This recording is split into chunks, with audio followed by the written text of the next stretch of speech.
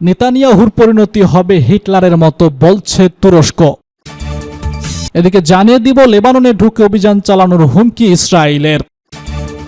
এদিকে আরো জানিয়ে দিব লেবাননে ইসরায়েলের নতুন হামলায় নিহত ৭২। পাকিস্তানের শিয়া সুন্নি সংঘর্ষ নিহত ৩০। ইসরায়েলের উপর নিষেধাজ্ঞার দাবি জানালেন পাকিস্তানের প্রধানমন্ত্রী। সর্বশেষে জানিয়ে দিব বিশ্ব শক্তির যুদ্ধবিরতির প্রস্তাব প্রত্যাখ্যান ইসরায়েলের। নেতানিয়াহুর পরিণতি হবে হিটলারের মতো বলছে তুরস্ক। গণহত্যাকারী নেতানিয়াহুর পরিণতি হিটলারের মতো হবে বলে মন্তব্য করেছেন তুরস্কের পররাষ্ট্র মন্ত্রণালয়। এনাদোলু নিউজ এজেন্সির এক প্রতিবেদনে এসব তথ্য জানানো হয়েছে। প্রতিবেদনে বলা হয়, সোমবার ভোরে তুরস্কের পররাষ্ট্র মন্ত্রণালয় এক বিবৃতিতে জানিয়েছে, যেভাবে গণহত্যাকারী হিটলারের সমাপ্তি হয়েছিল তেমনি গণহত্যাকারী নেতানিয়াহুরও সমাপ্তি হবে।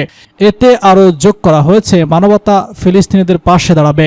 আপনি নেতানিয়াহু ফিলিস্তিনিদের ধ্বংস করতে পারবেন না। তুরস্কের পররাষ্ট্র মন্ত্রণালয় সামাজিক মাধ্যমে ফক্সে কথা বলেছেন। আমাদের প্রেসিডেন্ট মানবতার বিবেকের কণ্ঠস্বর হয়ে উঠেছেন। তিনি আরো বলেছেন, যারা এই ন্যায়সঙ্গত কণ্ঠস্বর স্তব্ধ করতে চাইবেন, বিশেষ করে ইসরায়েল খুব আতঙ্কের মধ্যে রয়েছে। ইতিহাস সব গণহত্যাকারী এবং তাদের সমর্থকদের জন্য একইভাবে শেষ হয়েছে। সামাজিক মাধ্যমে তুরস্কের প্রেসিডেন্ট রজেপ তাইয়িপ এরদোগানকে লক্ষ্য করে ইসরায়েলের পররাষ্ট্রমন্ত্রী কাটকের মানহানিকর ও অপমানজনক বক্তব্য করার পর এই বিবৃতি দেওয়া হয়েছে। এতে এরদোগান বলেছেন, ফিলিস্তিনের সহায়তার জন্য তার দেশ ইসরায়েলের প্রবেশ করতে পারে, যেভাবে তারা লিবিয়া ও নাগানানো কারবাকে করেছিল। এরদোগান তার নিজ শহর রিজে ক্ষমতাসীন একে পার্টির এক সভায় বক্তব্যকালে তিনি বলেছেন, আমরা অবশ্যই খুবই শক্তিশালী।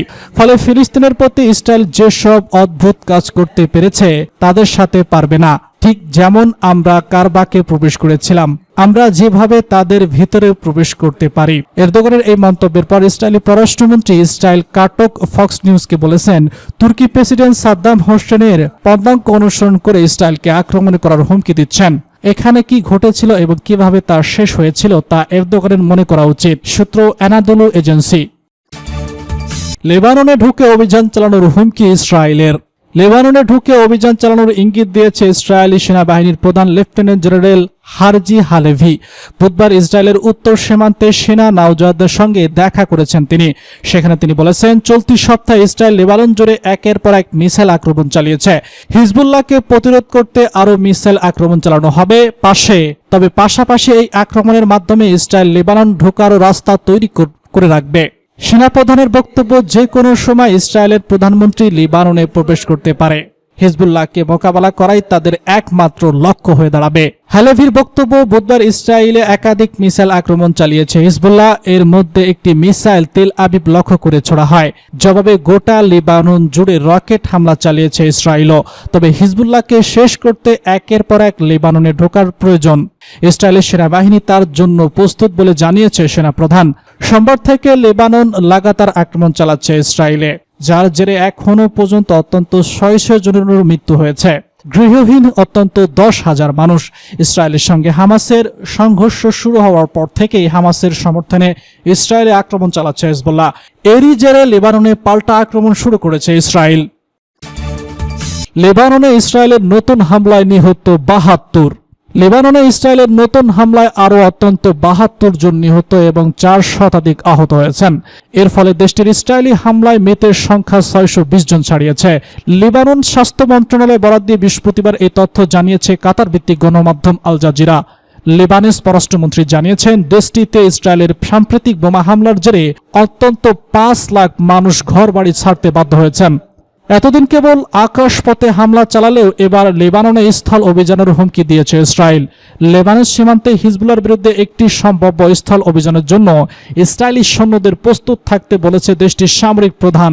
ইরানের পররাষ্ট্রমন্ত্রী আব্বাস আরাগচি বলেছেন, মধ্যপ্রাচ্য একটি পূর্ণমাত্রা বিপর্যয় দেখা দিয়েছে। তেহরান হুঁশিয়ারি দিয়ে বলেছে, ইসরায়েল যদি সংঘাত বাড়ায় তবে ইরান সব উপায়ে লেবাননকে সমর্থন করবে। জাতিসংঘের নিরাপত্তা পরিষদের জরুরি বৈঠকে এক ভাষণে সংস্থাটির প্রধান অ্যান্তনিও গুতেরেস বলেছেন, লেবানন একটি গাজা হতে পারে না। অবিলম্বে যুদ্ধবিরতির আহ্বান জানিয়েছেন তিনি। ফ্রান্সের ইউরোপ ও পররাষ্ট্র বিষয়ক মন্ত্রী জিন নোয়েল ব্যাটালিয়ন বলেছেন, তারা ইসরায়েল এবং হিজবুল্লাহর মধ্যে 21 দিনের যুদ্ধবিরতির প্রস্তাব নিয়ে যুক্তরাষ্ট্রের সঙ্গে কাজ করবেন। গত সপ্তাহে লেবানন একের পর এক পেজার ও ওয়াকিবহল বিস্ফোরণের কয়েক ডজন মানুষ ও কয়েক হাজার আহত হয়েছেন। এর পিছনে ইসরায়েলের হাত রয়েছে বলে অভিযোগ উঠেছে, যদিও এ বিষয়ে কোনো মন্তব্য করেনি ইসরায়েলি কর্তৃপক্ষ। তবে এই হামলায় কয়েকদিন যেতে না যেতেই লেবাননে দক্ষিণাঞ্চল সহ রাজধানী বৈরুতের কাছে সরাসরি হামলা শুরু করেছে ইসরায়েল। জবাবে ইসরায়েলকে লক্ষ্য করে কয়েকটি রকেট ছড়েছে হিজবুল্লাহ, যদিও এর আগেই ধ্বংস করার দাবি করেছে ইসরায়েলি বাহিনী। তবে তারা বলেছে গত মঙ্গলবার ইসরায়েলের দিকে প্রায় ৩০০টি রকেট ছুড়েছে লিবানিজ গোষ্ঠী। এতে মাত্র ৬ জন আহত হয়েছেন। পাকিস্তানের শিয়া সুন্নি সংঘর্ষ, নিহত ৩০। পাকিস্তানের উত্তর পশ্চিমাঞ্চলীয় কুররামে শিয়া ও সুন্নি জনগোষ্ঠীর মধ্যে সংঘর্ষে অত্যন্ত ৩০ জন নিহত হয়েছেন। আফগানিস্তান সীমান্তের কাছে কুররাম জেলার একটি জমি নিয়ে বিরোধ থেকে ৫ দিন আগে এই ঝামেলার সূত্রপাত। এরপর সেই বিরোধ গড়তে থাকে অনেক দিনে। সূত্র ডয়চে ভেলে।